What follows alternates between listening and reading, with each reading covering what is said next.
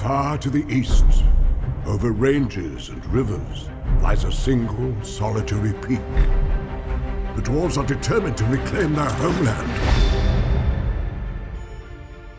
I like visitors as much as the next Hobbit. But I do like to know them before they come. Visiting. Mr. Baggins? At your service. I'm surrounded by dwarves. What are they doing here? Oh, they're quite a merry gathering. So, this is the Hobbit.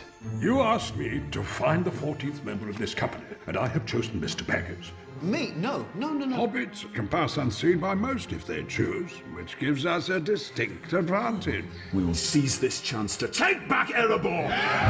Here, Mr. Bilbo! Where are you off to? I'm going on an adventure! Mithrandir, why the halfling? Why Bilbo Baggins? Perhaps it is because I'm afraid. And it gives me courage.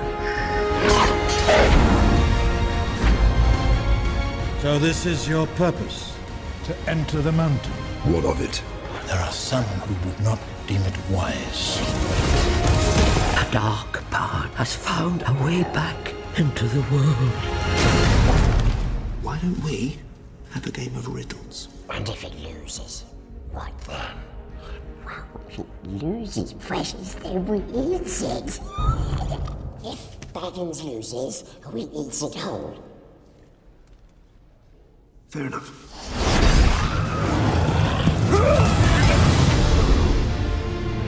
I will take each and every one of these dwarves over the mightiest army. Loyalty, honor, a willing heart. I can ask no more than that. Home is now behind you. The world is ahead.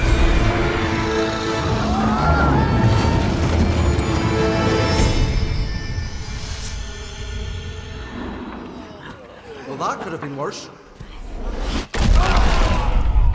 You've got to be joking!